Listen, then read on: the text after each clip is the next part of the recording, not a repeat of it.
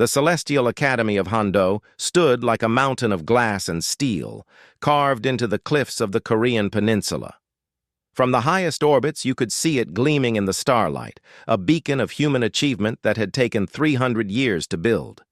Inside its walls, the brightest minds of humanity trained every day. Scientists, soldiers, diplomats, and explorers all walked these corridors together, learning to solve the problems of a universe far larger and stranger than anyone had imagined. Mi-sun walked through the crystal halls of the academy on an ordinary Thursday morning.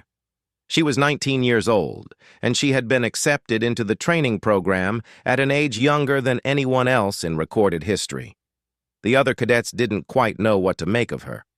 She was quiet, thoughtful, and something about her made people uncomfortable in a way they couldn't quite explain. It wasn't that she was unfriendly. She was polite and kind, always willing to help someone with their studies. But there was something different about her, something that set her apart from everyone else. The instructors couldn't stop talking about her. Professor Tae-oh, who taught advanced physics and philosophy, had told the other teachers that Mi-sun was the most naturally gifted student he had ever taught. But when they asked him what exactly she was gifted at, he struggled to answer. She was excellent at combat training, but not the best. She was brilliant at mathematics, but several other students matched her skills. She seemed to be naturally excellent at everything, and yet there was no single area where she stood out as special. It was as though she had some kind of general talent that made her good at almost anything she tried. On this particular Thursday morning, Mi-sun sat in the meditation chamber on the eastern side of the academy. This was her favorite place in the entire complex. Large windows looked out over the ocean, and the room was designed so that absolutely no noise from the rest of the academy could reach it.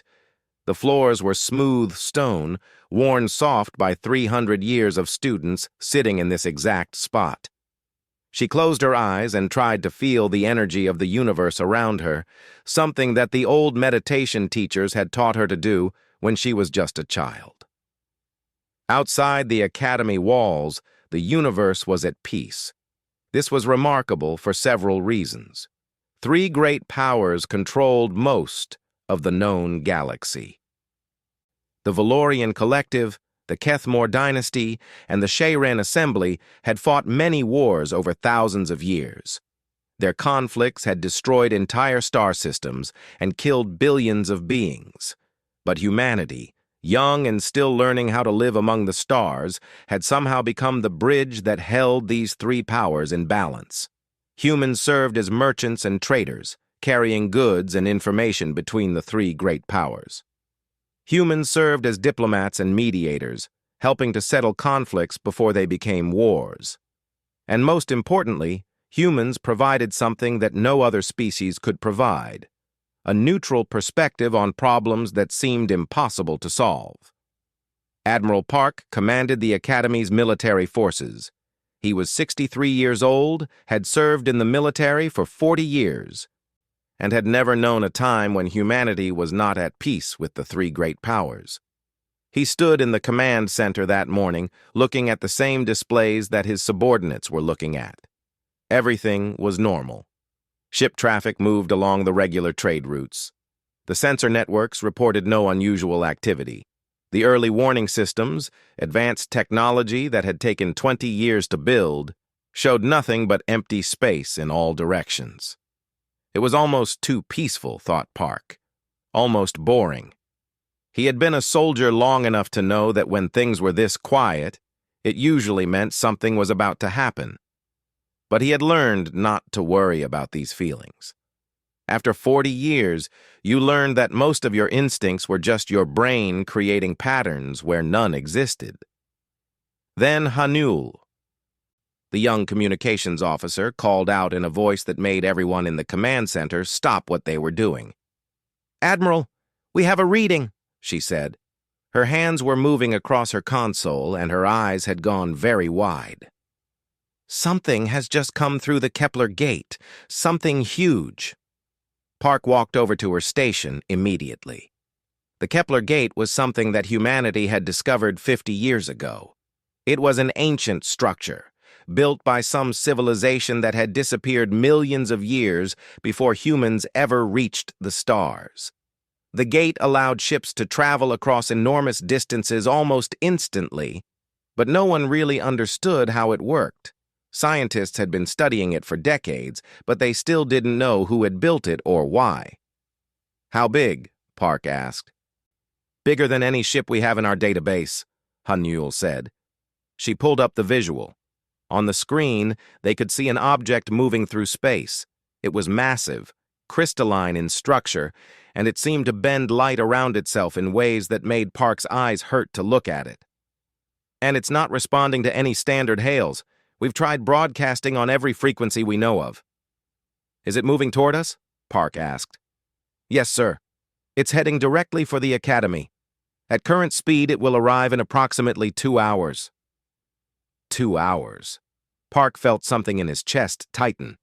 In 40 years of military service, he had learned to control his reactions in crisis situations. He had learned to keep his voice calm and his hands steady. But inside, every instinct he had was screaming at him that something was very wrong. "Sound a general alarm," he commanded. "Get everyone to battle stations. I want all defensive systems brought online. And someone tell me what else we know about this object." The Academy came alive with activity.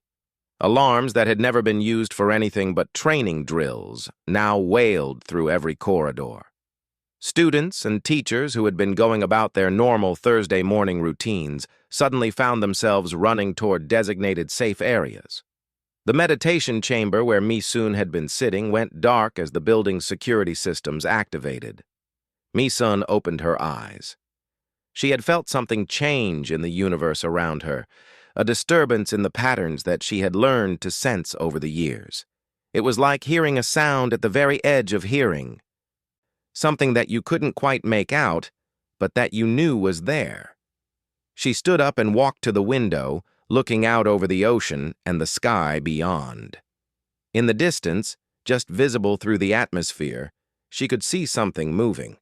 It was far away, but she had good eyes, and she could make out the shape of something crystalline and strange. As she watched, it seemed to be getting closer. The alarms in the Academy were still wailing, and she could hear the sound of people running in the corridors outside. Something told her that everything was about to change. The peaceful Thursday morning, the normal routine of training and studying, the quiet balance that the galaxy had maintained for so long, all of it was about to be shattered like glass.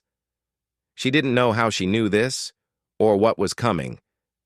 But the feeling was so strong that it took her breath away. She pressed her hand against the cool glass of the window and waited. The object descended through the atmosphere like a falling star. Mi-sun watched from the meditation chamber as it grew larger and larger, filling more of her field of vision with every passing second. The crystalline structure caught the light of the sun and scattered it in 1,000 different directions, creating patterns that seemed almost alive. It was beautiful and terrible at the same time, the kind of thing that made you want to run away and look closer at the same moment. The Academy's defense systems came online. Massive laser arrays emerged from hidden locations on the roof of the main building. Energy shields flickered to life around the perimeter. Missiles stood ready in their launch tubes, waiting for the command to fire. The Academy had been built as a place of learning, but it had also been built as a fortress. Humans had learned long ago that the universe was not always a safe place. Admiral Park stood in the command center and watched the countdown on the main screen. 60 seconds until the object reached optimal firing range. 50 seconds, 40 seconds. His finger hovered over the weapon control panel. If this thing was hostile, if it made any move to attack, he would have the Academy's full firepower launched at it within seconds. That was his job. That was what he had trained for. At 30 seconds, the object stopped moving. It simply hung in the air above the Academy, perfectly still, as though it was waiting for something. The weapons officers looked to Admiral Park, waiting for his order. But Park hesitated. He had learned in 40 years of military service that sometimes the best thing you could do was wait and see what happened next. "Hold fire," he commanded. "All weapons on standby. Do not fire unless directly ordered or unless the object fires first." The communications array suddenly came alive with signals. Han Yule's fingers flew across her console as she tried to decode what was being sent. The object was broadcasting something. It was not speaking in any language that humans used, but it was close. It was binary code, but binary code that was arranged in patterns that human computers could understand. "It's a message," Han Yule said. Her voice was shaking slightly. "Admiral, I think you should hear this." She played the decoded message through the command center speakers. A voice, mechanically generated but clear, spoke to all of humanity in words that everyone could understand. "Inhabitants of Hondo, you have been identified as a threat to galactic stability.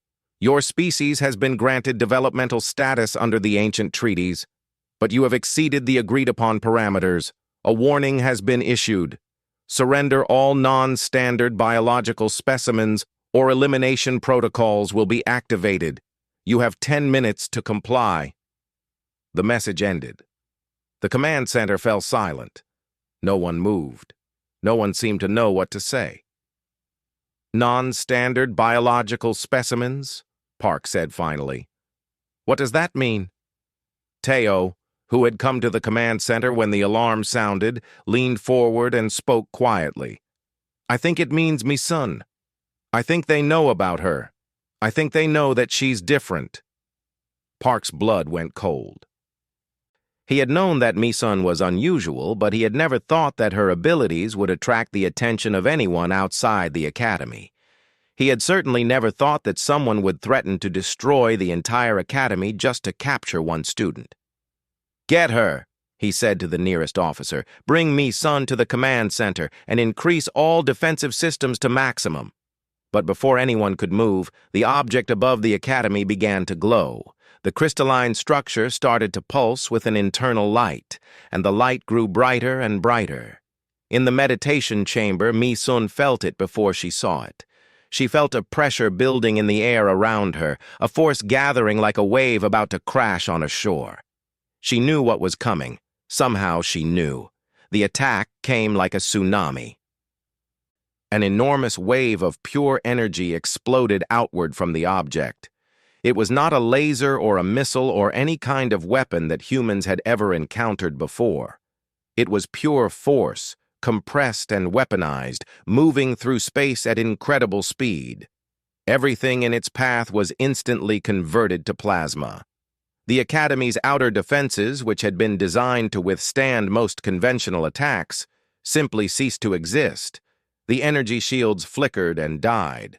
The laser arrays were melted into slag. A massive section of the Academy's eastern wall simply exploded outward, sending fragments of stone and steel flying through the air like deadly projectiles.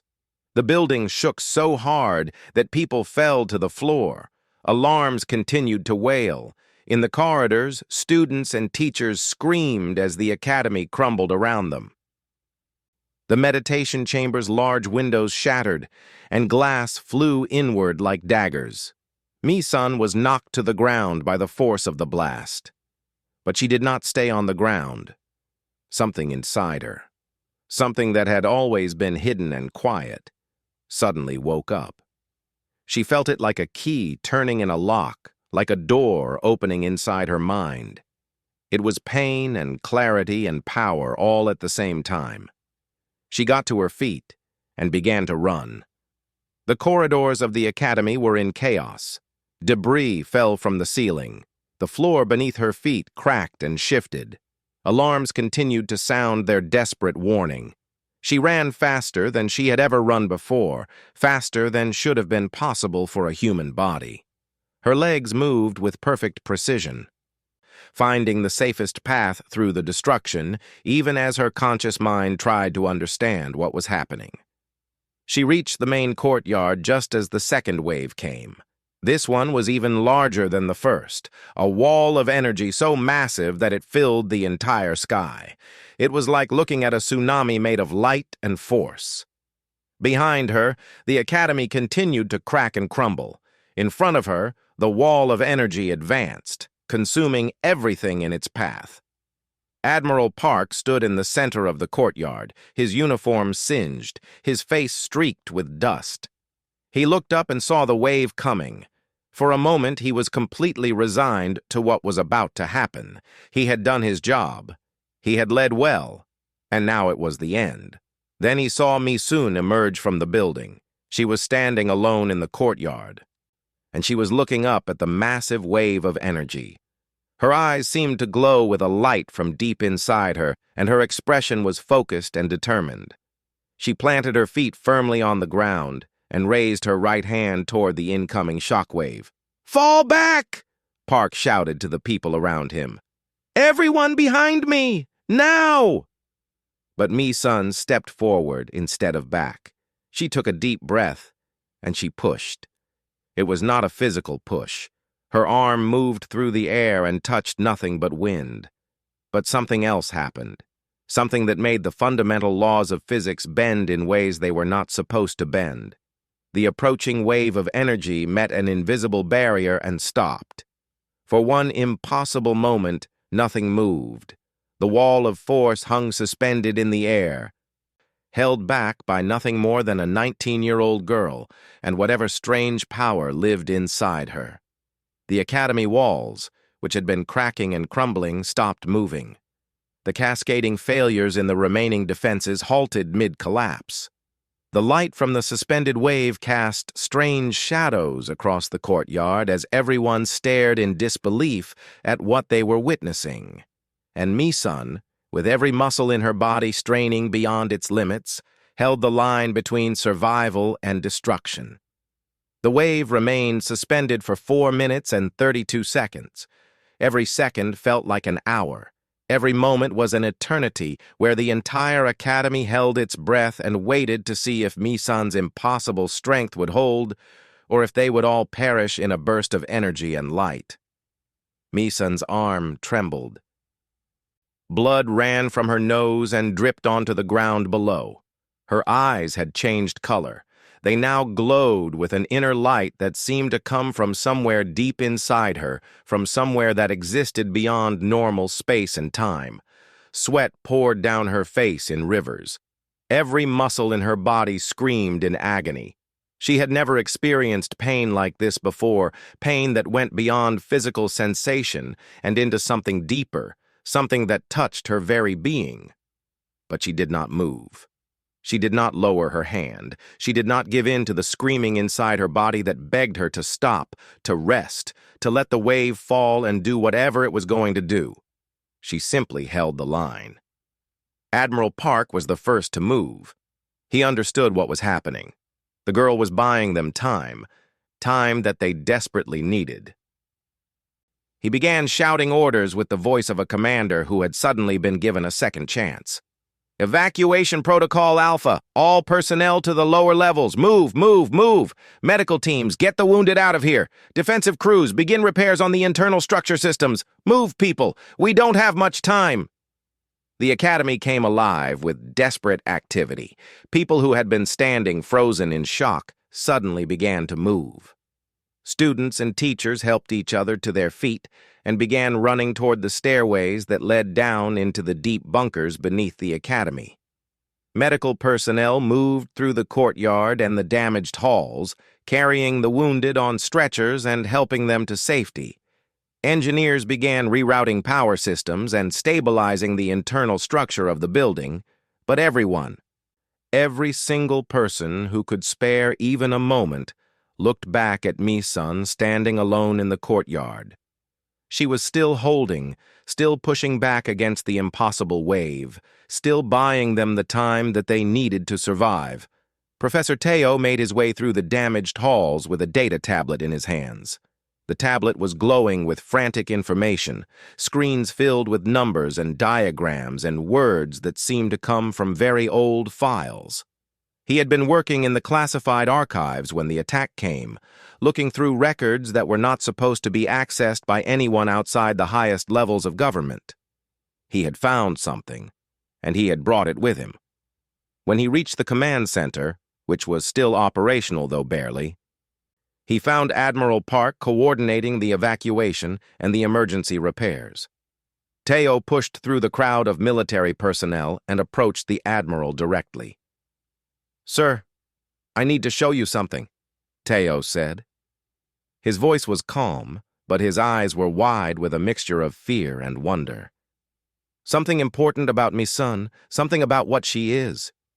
Park turned away from the communications console and looked at the professor. "Make it quick. We're running out of time." Teo pulled up the files on his tablet. They were old files, dating back to the earliest days of human space exploration. They contained records and diagrams and notes written in a language that was barely recognizable as English, but the meaning was clear if you knew how to read it.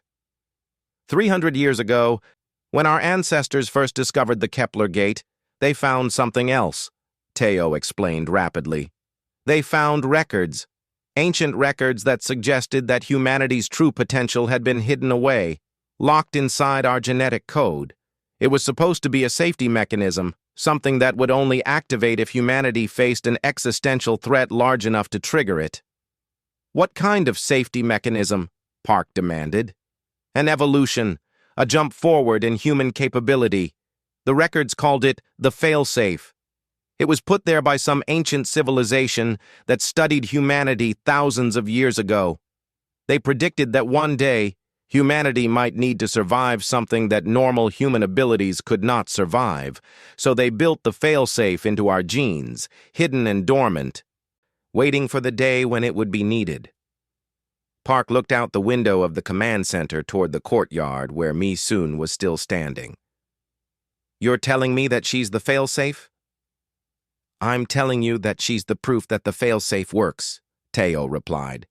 "She's not just one girl. She's the first of many. Others will come in time.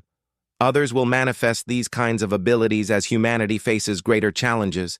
But she's the evidence that it's all real, that humanity was always meant to have this potential." At that moment, the crystalline object floating above the academy began to broadcast again. This time, the message was broadcast on all frequencies, in all languages, in ways that could be picked up by every communication system in the academy and across the colony beyond it. "This is Admiral Zekrath of the Valorian Collective," the mechanical voice announced. "You have a choice. Surrender the human specimen designated as non-standard for custody and study, or we will activate the elimination protocol. You have until this point tomorrow to comply." The message ended. The courtyard fell silent, except for the sound of Mi-sun's labored breathing. Her hand was still raised, still holding the wave at bay, but she was getting weaker. Park could see it in the way her arm was beginning to shake more violently. "How long can she hold?"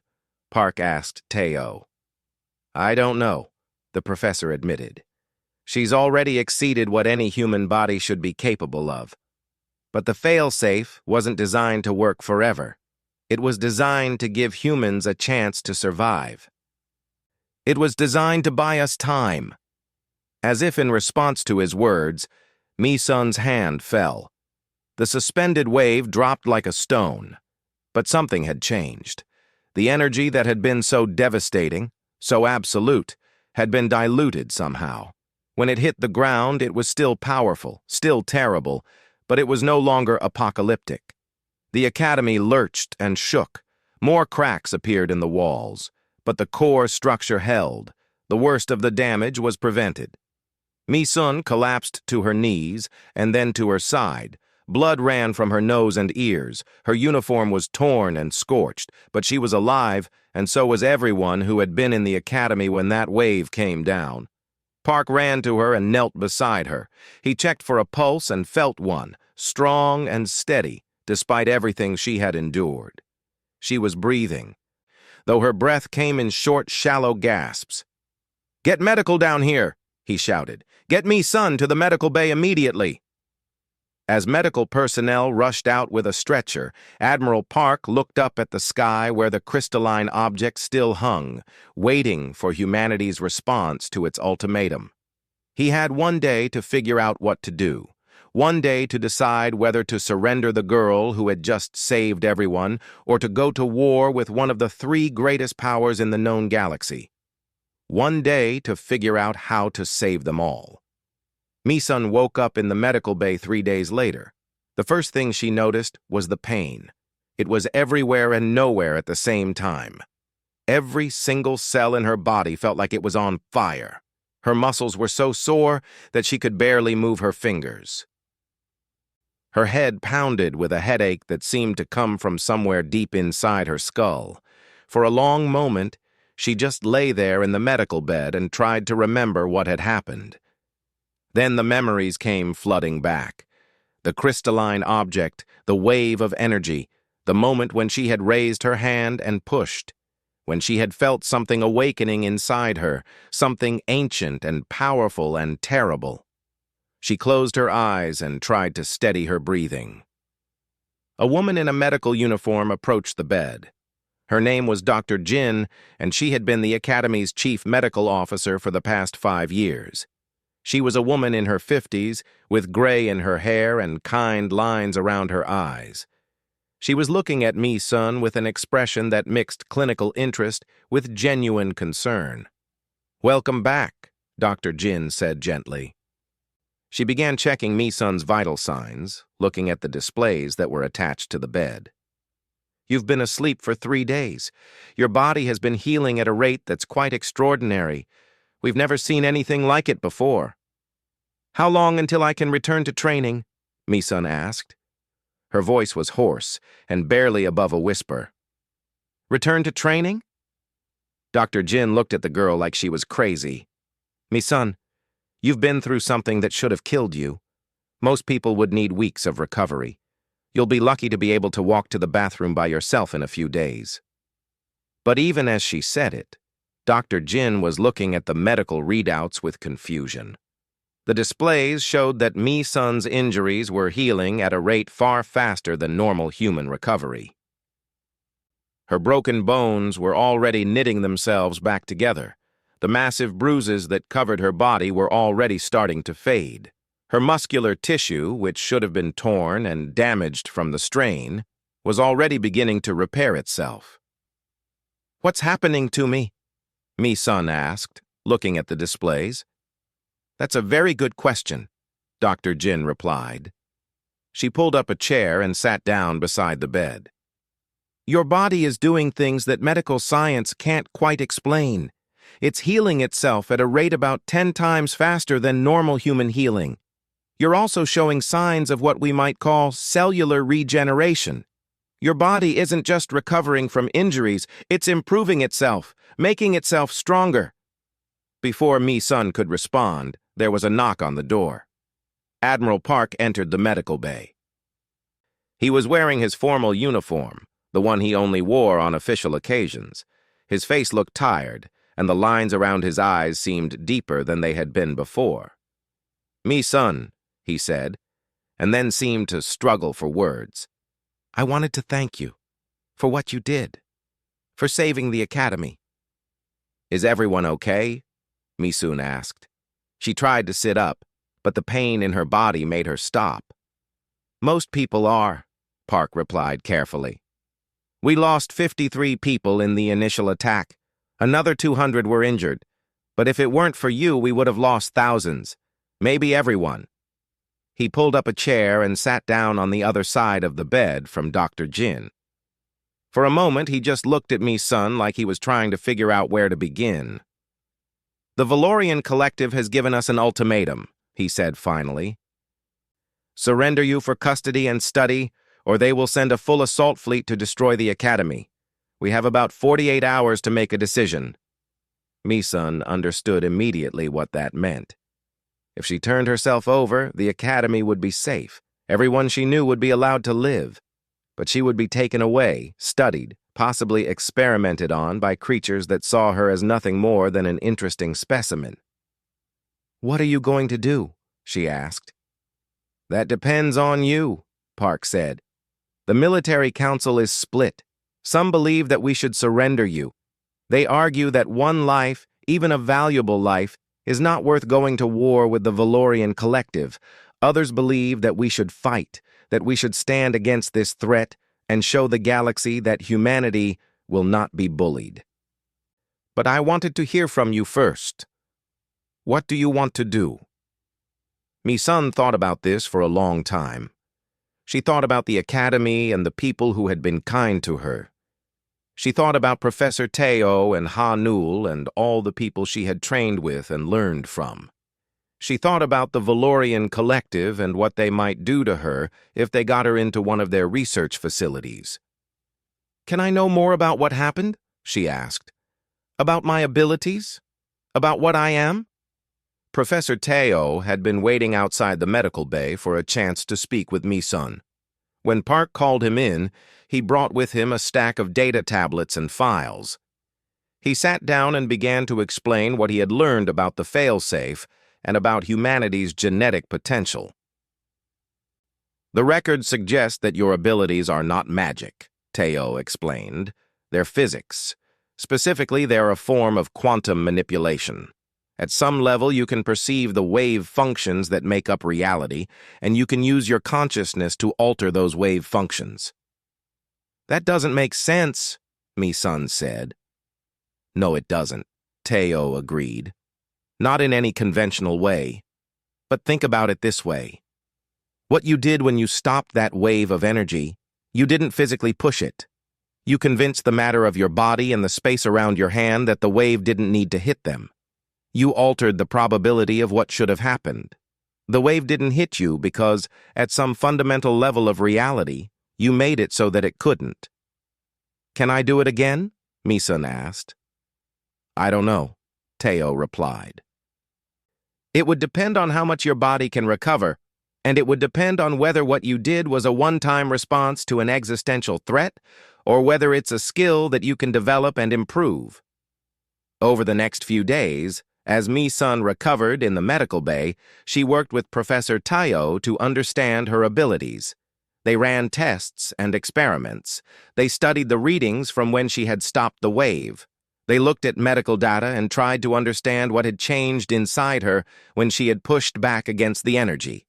And slowly, the picture became clearer. Mi-sun was not a mutant or a freak. She was the next stage of human evolution, awakened by the presence of an existential threat. And she was just the beginning. There are others, Teo told her. The failsafe wasn't designed to activate in just one person. As humanity faces greater challenges, more people will begin to manifest these abilities. Some might be able to do what you do. Others might develop completely different powers. But you're the proof that it works. You're the evidence that humanity has always had the potential for greatness, even when we didn't know it ourselves. On the fourth day in the medical bay, Mi-sun stood up and walked to the window. She looked out over the academy at the damage that had been caused by the attack. Crews were already working on repairs, cleaning up debris and reinforcing walls. Life was already beginning to return to normal, even in the face of the threat that still hung over their heads like a sword. I want to stay, she told Admiral Park when he came to visit. I want to help defend the academy. I want to figure out what I'm capable of, and I want to use it to protect the people I care about. But I understand if you need to give me to the collective. I understand if that's what it takes to keep everyone else safe.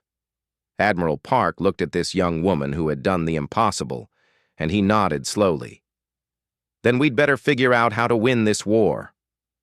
The Valorian Collective's fleet arrived early.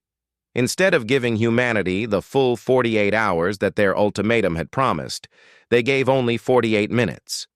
It was a clear message to Admiral Park and to everyone at the Academy. The Collective was not interested in negotiation. They were interested in force, in overwhelming power, and in making sure that humanity understood what would happen if they did not obey. The first warning came from the deep space sensor arrays. 237 ships had suddenly appeared in multiple jump zones around the Academy. 40 capital ships, each one of them massive enough to carry thousands of soldiers and tons of weapons and equipment. 170 escort vessels, smaller but still deadly. Hundreds of attack fighters and transport craft. It was the largest military force that humanity had ever seen assembled against them. Admiral Park stood in the command center and looked at the threat board. Each red dot represented a ship. Each ship represented thousands of lives dedicated to one purpose, the destruction of the Academy and the capture or death of Mi-sun. He had been a soldier for 40 years, and he had never felt more alone than he did in that moment. "Get me a direct communication channel to their command ship," he ordered, "and get me an update on our defensive systems." Ha Newell, the communications officer who had been with the Academy since the first attack, worked quickly. Within moments, she had established a channel. On the main screen, a figure appeared. It was a Valorian, tall and muscular, with the distinctive pattern markings that identified him as a military commander of the highest rank. His name was Admiral Zekrath, and he had been chosen by the Valorian Collective to deliver the final message. "Admiral Park," Zekrath said, his voice like grinding stone. "I respect what your species has accomplished. You have built something impressive here, but you have made a critical mistake. You have created something that threatens the stability of the known galaxy. The human you harbor is an aberration. She is a danger to all civilized species. Surrender her now, and the Collective will show mercy. Refuse, and we will destroy everything you have built." Park took a deep breath. He had prepared for this moment, and he knew what he needed to do. "We do not recognize the authority of the Valorian Collective to demand that we surrender one of our own people. Mi-sun is a citizen of the human colony, and she has committed no crime. If you want her, you will have to take her by force." Zekrath's patterns flashed with what might have been anger. "So be it. You have chosen the path of destruction. I will give you 1 more hour to evacuate your civilians. After that, we begin the assault." The communication channel went dead. Park turned to his officers. "You heard him. Begin evacuation protocol Omega. Get every civilian off this station and into the deep bunkers. Military personnel, all weapons to ready status. All defensive systems to full power. This is not a drill. This is war." But before the evacuation could truly begin, something unexpected happened. An alarm sounded from the medical bay. Mi-sun had disconnected herself from the medical equipment and gotten dressed in her cadet uniform. She made her way to the command center, moving slower than she normally would, but clearly determined. "I need to talk to Admiral Zekrath," she said. "Absolutely not," Park replied immediately. "You're still recovering. You need to be in the medical bay." "Admiral, please," Mi-sun said. "I have an idea. But I need to try something, and I need to do it now before they start attacking." Park wanted to refuse. Every instinct he had told him to get this girl to safety, to protect her, to make sure she didn't risk her life again.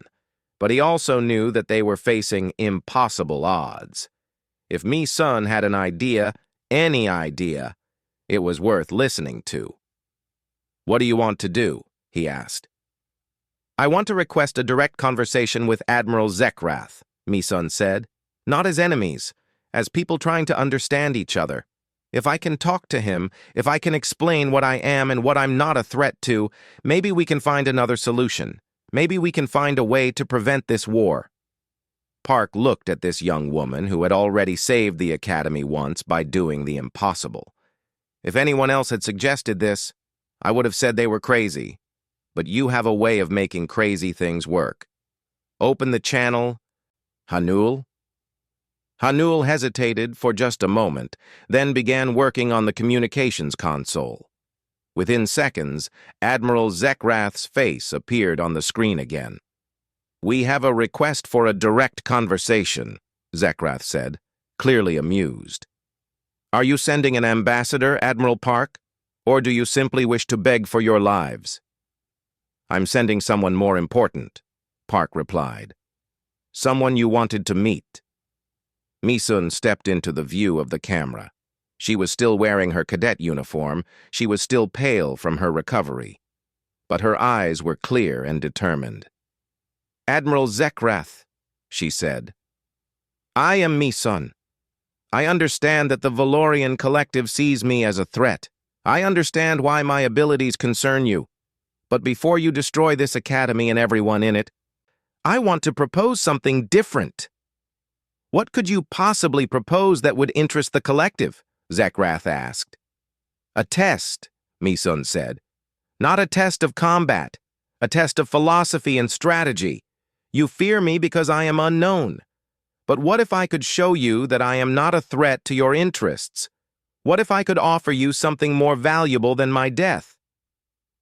Go on, Zekrath said, his pattern showing signs of interest. Give me access to your command vessel, Mi-sun said. Full access to your databanks, your military records, your strategic documents. Let me see what the Valorian Collective is made of. Let me understand your fears and your goals. And then I will show you something that no military power has ever been willing to do. I will show you how to achieve permanent peace, not through conquest or destruction, but through genuine understanding and cooperation. Park felt his heart stop. Was she serious? Was she really offering to give herself over to the enemy? You would do this? Zekrath asked. You would place yourself completely in my power. Yes, Mi-sun replied. Because if I'm right about what I can offer you, then it's worth the risk. And if I'm wrong, then you'll have captured what you came for anyway. You lose nothing, but you gain the possibility of something far more valuable than my death. You gain the possibility of peace. There was a long silence. Then Admiral Zekrath did something unexpected. He laughed. The sound was harsh and strange, coming from a Valorian throat, but it was genuine laughter. You are either the bravest human I have ever encountered, he said, or the most foolish. I cannot decide which. But your offer intrigues me. I will suspend the assault for 48 hours. Come to my command vessel. Bring only yourself, and show me this peace that you speak of. Mi-sun looked at Admiral Park. Don't worry, sir. I'll come back with an answer. And before anyone could stop her, she was walking toward the transport bay to meet the Valorian escort that would take her to Zekrath's ship. Park wanted to order her to stop. He wanted to lock her in a cell and force her to stay safe. But he had learned by now that Mi-sun had a way of seeing solutions that others could not see. She had already saved the academy once by doing something that no one else would have thought to try. Perhaps she would do it again. He stood in the command center and watched as a transport ship departed from the academy, carrying Mi-sun toward an uncertain future. Around him, his officers waited and watched and hoped that the young girl who had stopped a shockwave with the palm of her hand had not just given herself away to the enemy. The universe held its breath and waited to see what would happen next.